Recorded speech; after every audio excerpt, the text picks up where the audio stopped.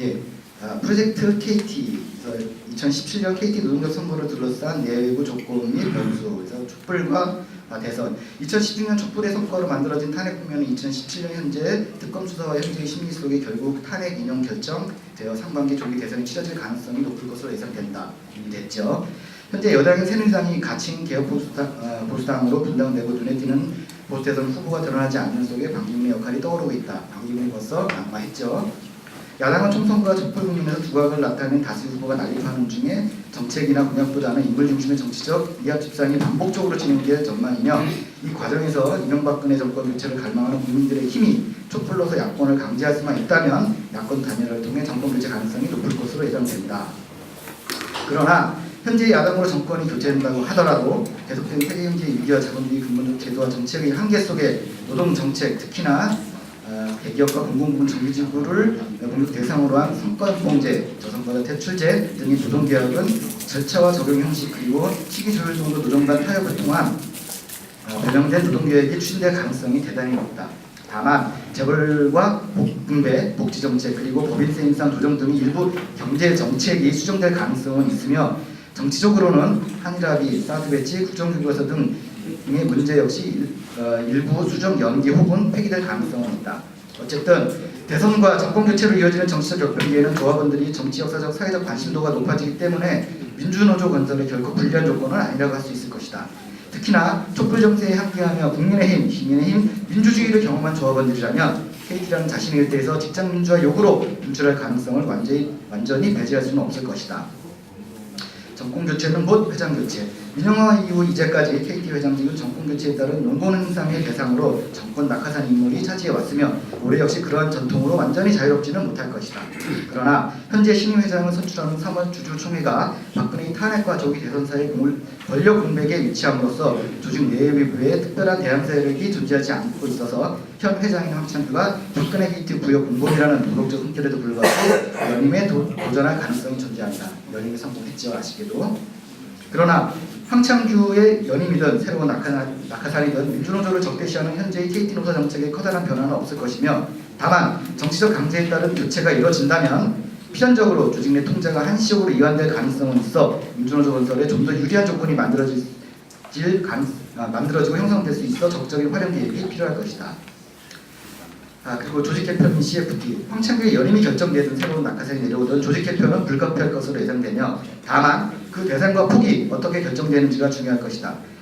우리 입장에서는 조직 개편의 대상과 폭이 노동조합 조직의 편제를 대대적으로 재편할 수준인가와 CFT 조직의 존폐가 관건이라 할 수 있을 것이다. CFT 존폐는 쉽게 예상하기는 어렵지만 황창규 연임과 관계없이 철저하게 노사관계와 이번 2017년 노동선거의 유불리로 판단할 것이고, 2014년 노동선거의 성과를 높이 평가한다면 유지될 가능성에 약간의 무게를 둘 수 있을 것이다. 다만 정권교체에 따른 회장 교체가 이루어지고 CFT가 황창규 회장의 흔적과 적폐로 판단되면 해체될 가능성도 완전히 배제할 수는 없을 것이다. 마지막으로 선거 규정의 개정.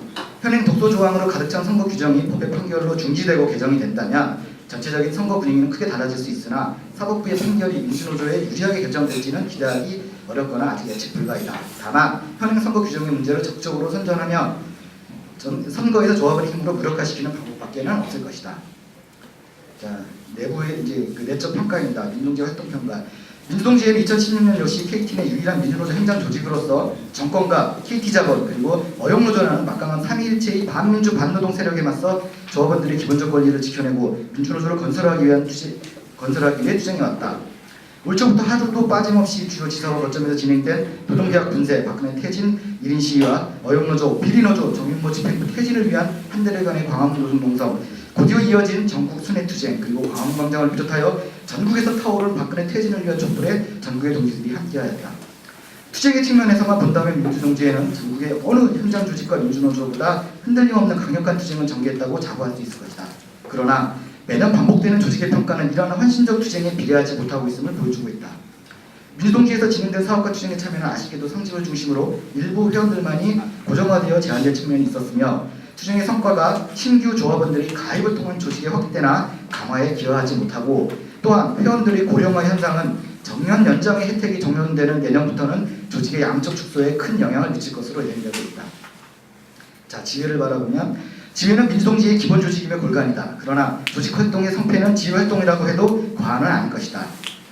지역 및 지회의 편차는 있으나 현재 지회 모임은 안정화되지 못하여 정기 모임을 진행하는 지회는 수도권과 전북지회 정도로 그 밖의 나머지 지회는 부정기적 혹은 1년 내내 공식 모임도 진행하기 어려운 상황이다. 수도권 역시도 최근 들어 모임 안정화를 위해 정기 모임은 사수하려 노력하고 있으나 모임의 내용은 아직도 숫자리 수준을 벗어나지 못하고 있는 것이 현실이다. 이러한 지회 모임과 활동의 현실은 여타의 조건과 개별 회원들의 상태를 제외하면 가장 큰 영향을 미치는 것은 역시 지회장의 역할이다. 그러므로 우선은 지회장이 소명의식과 책임감을 갖고 일상적으로 지회 내의 소통을 진행하며 계획적 활동을 고민, 계획, 실천하는 것이 절대적으로 필요하다. 특히나 올해는 연말에 노동적 선거가 예정되어 있으므로 지회장 혹은 예비 후보가 지역과 지회의 대표로서 선거 승리에 분명한 목표를 갖고 자기 역할에 더욱 힘을 집중하여 지회 모임의 안정화와 확대가 자연스럽게 선거 준비 모임과 지역 선대본으로 전환할 수 있도록 해야 할 것이다.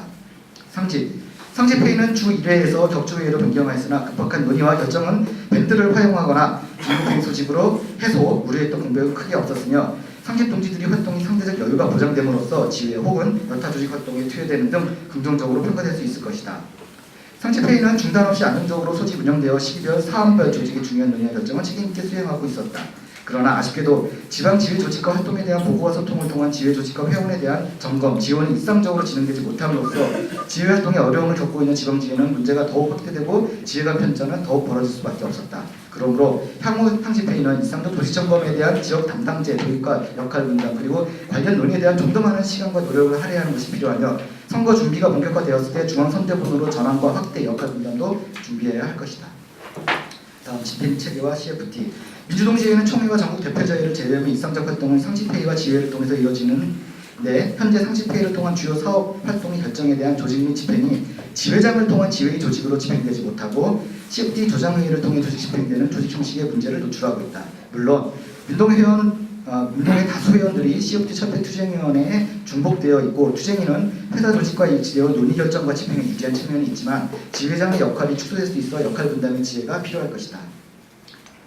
이제 노동조합 선거 승리를 위하여. 자, 2017년 이번엔 다르다. KT 밖에서는 촛불이 대통령 박근혜를 탄핵시켰고 기득권 세력의 적폐 청산을 요구하며 아직도 싸우고 세상의 변화를 이끌고 있다. 썩어 빠진 정치 권력보다 더욱 심한 적폐가 오랜 기간 쌓여온 것이 K팀에도 불구하고 아직까지 KT에는 변화의 주심이 눈에 띄고 있지는 않다. 촛불 광장에서는 민주주의와 적폐 청산을 외치면서 KT 현장에서는 회사의 부당한 지시에 동조하는 이중적 모습은 아직 직접 민주화보다는 상시적 경제위 속의 당장의 생존권에 더욱 중요하게 느끼기 때문일 것이다. 그러나 오히려 아직 회사와 관리자들의 감시와 통제에 익숙해진 조합원들이 우리 활동가들의 눈에 조차 보이지 않는 변화를 시작했는지도 모른다. 중요한 것은 우리가 먼저 변하고 있다는 것이다. 예년과 다르게 선거에 대한 관성적 대응을 넘어서 빠른 준비와 실천을 진행하고 있다. 선거 시기에 임박해서 졸속으로 진행되어 아쉬움만 남았던 지난 평가를 토대로 2017년 연말선거는 올해 초부터 모든 활동의 중심을 선거로 집중하며 장기적인 계획하에 선거를 준비하고 그 시작으로 이번 3월 정기총에서 중앙행정을 비롯하여 가능한 지방공기위원장 후보를 선출하고자 하는 것이다. 그러나 등록도 쉽지 않은 노동조합 선거, 민주노조 건설 선거 승리로 가는 길은 역시나 험하고 수많은 장애물들이 존재하고 있다. 특히나 이제는 회사와 어용노조의 총체적 개입과 탄압에 선거에 출마하고 등록하는 것 자체가 쉽지 않은 조건임을 우리는 너무 잘 알고 있다. 그래서 이렇게 시작하자.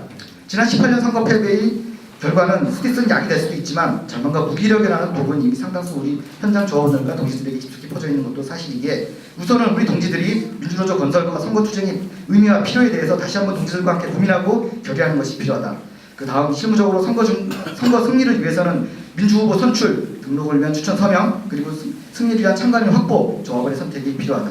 이것들이 우리에게 주어진 앞으로 8에서 9개월의 시간 안에 해결해야 할 과제들이며 현재 뚜렷한 해결책이 있지는 않으나 지회 모임을 통한 동지들의 다양한 아이디어와 의견 제시 그리고 고민과 토론이 필요하고 공식 선대본이 발족하기 전까지 상집은 선거 준비에 대한 구체적인 플랜을 제출하고 점검해야 된다. 예, 이상입니다.